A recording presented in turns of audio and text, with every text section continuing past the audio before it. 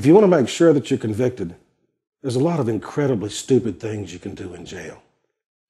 Well, the first thing is this. Immediately upon getting there, announce to everyone what you've been arrested for, particularly if it's something very serious where you certainly stand a chance of winning because there's not a lot of evidence, because you are assured that you will have a vigorous fan club following you everywhere to hang on your every word to offer to the state as a snitch.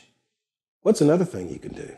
Well, when you're brought up in court for your arraignment, and of course all this is on the record and usually being videotaped too, go ahead and volunteer some stupid statements about your involvement in the case. Be sure to mention the fact that you were at least at the crime scene, but that you didn't do it so that they can put you there, which makes it a lot easier for them to convict you. And if you're really dumb, tell them, look, I don't even want any public defender. I'll go right ahead and represent myself.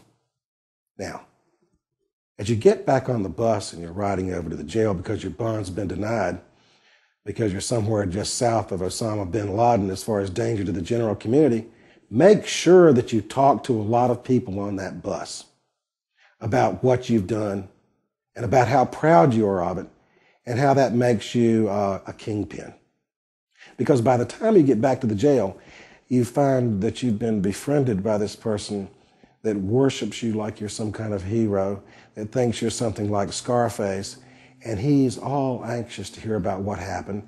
And of course, being in jail can bring about difficult times for the ego. So what you're going to do is you're going to be talking to him a lot, and you're going to be telling him everything that happened. He's going to be taping you at the behest of law enforcement because there is no expectation of privacy in the jail. Now, if that's not enough,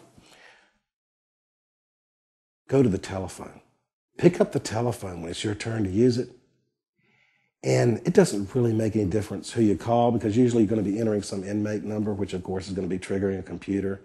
And the phones are monitored because I've seen the transcripts before of that. People don't believe that. I've got a transcript, I'll show them. So it's there.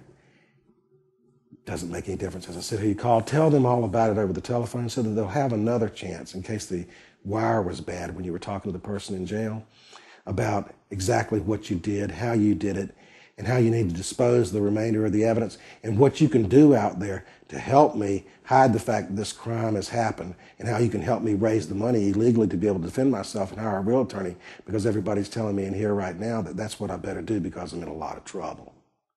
Well, that's a lot of things that you can do, and you are on your way to the deep sleep if you are charged with a serious crime such as murder.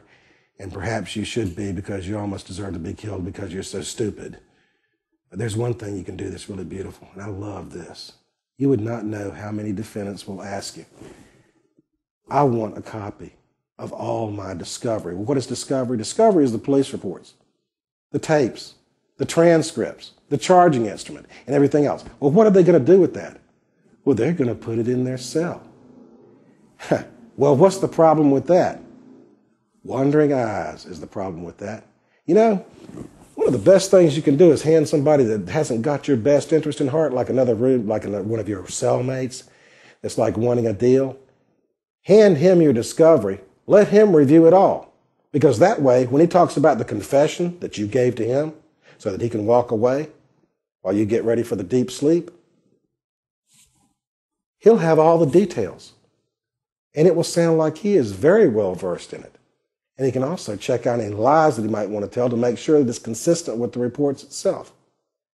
Do all this, and I can just about guarantee you'll find yourself a real nice pink room on death row.